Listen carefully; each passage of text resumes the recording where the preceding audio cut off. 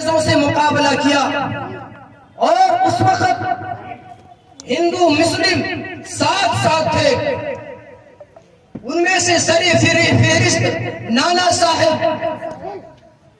رانی لکشمی بائی، اسی طرح بینا رانا بینی اور مادھو سنگھ جیسے سپوت اس ملک کے تھے. انہوں نے بھی جہاں مسلمانوں نے علماء کرام نے انگریزوں سے مقابلہ کیا، یہ لوگ بھی سر فہرست تھے اور 1857 کے جنگ میں یہ لوگ بھی شہید ہو گئے. اس ملک کو بچانے کے لیے جہاں مسلمانوں نے قربانی دی ہے، وہاں دیگر مذاہب کے لوگوں نے بھی قربانیاں پیش کی ہے. آج ہم کہتے ہیں کہ ہمارا بھی حق ہے، آپ کا بھی حق ہے. جس دھرم کے لوگ یہاں رہتے ہیں ہر ایک کا یہاں حصہ ہے، ہر ایک کو اختیار ہے کہ اپنے مذہب کے مطابق عمل کر سکے. لیکن آج ہم ہی کو کہا جاتا ہے کہ تمہارا یہاں کوئی حصہ نہیں ہے.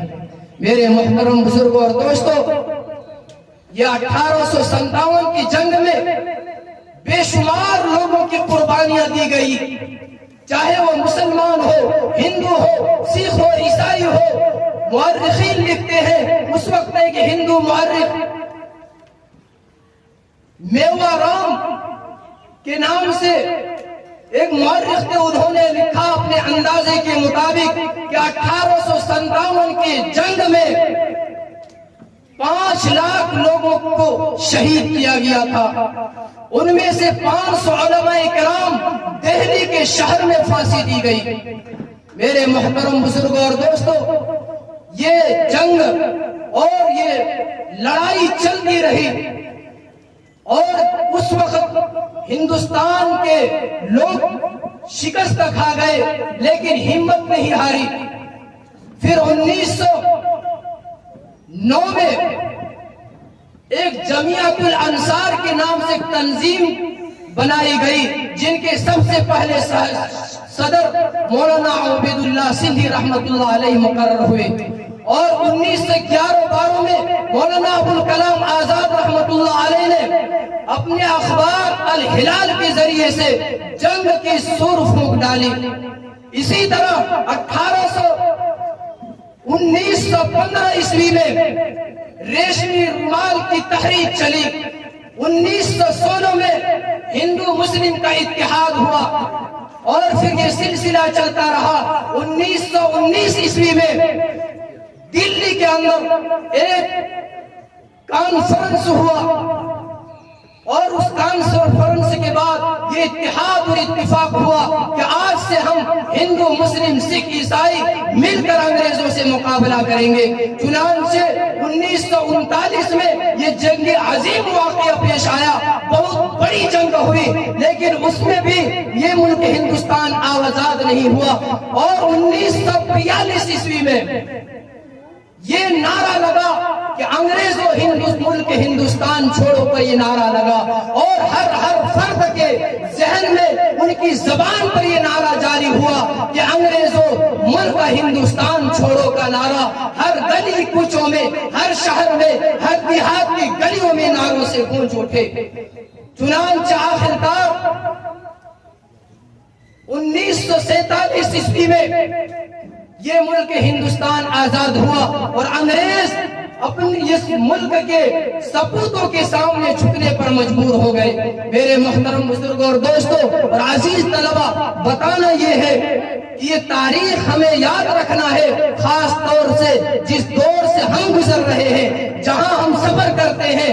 ہر وقت کچھ موالی، ہر وقت ہر جگہ کچھ گنڈے لوگ ایسے ہوتے ہیں جو یہ کہتے ہیں اگر اس دھرتی پر رہنا ہے، اگر اس ملک میں رہنا ہے تو جے شری رام کہنا ہوگا، اگر اس ملک میں رہنا ہے تو بھگوان کا نام لینا ہے.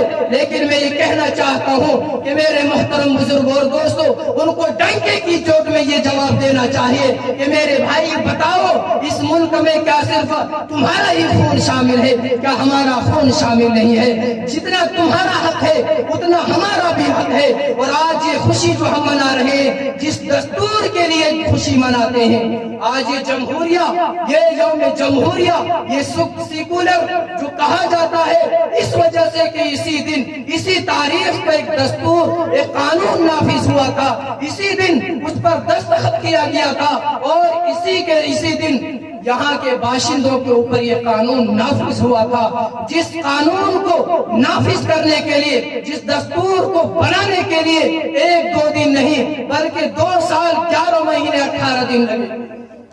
تمام مذہب کے لوگوں سے رائے مشورہ لیا گیا، ان کے باوجود 2 سال 11 مہینے 18 دن کے بعد یہ دستور یہ مکمل ہوا، یہ قانون بنا، پھر یہ قانون پر دستخط ہوا اور ہر دھرم کے لوگوں نے دستخط کیا۔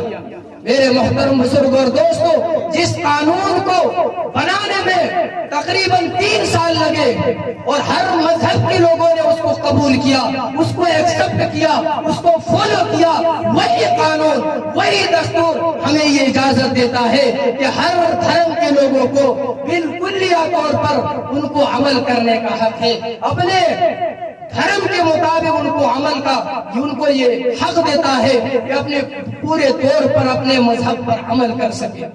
میرے محترم بزرگ اور دوستو، آج ہم جس ہندوستان میں جی رہے ہیں، جسے ہمیں سیکولر ہم کہتے ہیں، یوم جمہوریہ کہتے ہیں، یوم جمہوریہ اسے کہا جاتا ہے، جہاں ہر دھرم کے لوگوں کو مذہبی اعتبار سے ان کو بالکل عمل کرنے کی اجازت دی جائے، ثقافتی ہو یا مذہبی ہو، سماجی ہو، ہر اعتبار سے ہر فرد کو اختیار ہونا چاہیے کہ وہ اس پر عمل کر سکے۔ لیکن آج ہندوستان دوسرے سمت پر جا رہا ہے۔ میرے محترم بزرگ اور دوستو، ہمیں یاد رکھنا چاہیے اور بھولنا نہیں چاہیے کہ ہم اسی دھرتی پر پیدا ہوئے ہیں اور اسی دھرتی میں مریں گے، اور اللہ کی ذات سے گواہ ہے کہ اگر اس ملک ہندوستان کے لیے، اگر ان کی حفاظت کے لیے آج بھی ہمیں خون دینے کی ضرورت پڑے تو ہم کبھی پیچھے نہیں ہٹیں گے۔ ہمارے علماء کرام نے، ہمارے بڑوں نے، ہمارے بزرگوں نے اس دھرتی کی حفاظت کے لیے، اس ملک کی حفاظت کے لیے اپنی جانیں گنوا دی، اپنی جانیں قربان کر دی، اپنی شہادتیں دی ہے۔ آج بھی اگر اس کی حفاظت کے لیے ہماری شہادت مانگے یہ زمین، اگر یہ ملک ہماری قربانیاں مانگتا ہے تو اس ملک کو دینے کے لیے تیار ہے، لیکن کبھی بھی ہم سے یہ نہیں ہو سکتا اس ملک ہندوستان کو چھوڑ کر کہیں اور چلے جائیں۔ میرے محترم بزرگ اور دوستو، آج جس دور میں ہم گزر رہے ہیں، آج ٹوپی داڑھی پاجامہ کرتے والے کو نشانہ بنایا جاتا ہے، لیکن اس کو یہ کہہ دینا چاہتا ہوں کہ جس ٹوپی سے تمہیں نفرت ہے، اسی ٹوپی کی وجہ سے آج یہ ملک ہندوستان قائم ہے۔ اسی پاجامے کرتے کی بدولت آج ہندوستان میں امن باقی ہے، گنگا جمنی تہذیب باقی ہے۔ ان ٹوپی اور ان کرتے پاجامے کی وجہ سے اگر آج وہ لوگ اس وقت کھڑے نہیں ہوتے تو نہیں معلوم کہ یہ ملک ہندوستان میں آج ہم ہوتے یا نہیں، یا آج بھی انگریزوں کا تسلط برقرار رہتا۔ میرے محترم بزرگ اور دوستو، میں زیادہ وقت نہ لیتے ہوئے میں انہی چند باتوں پر اپنی بات کو ختم کرتا ہوں۔ وما علینا الا البلاغ۔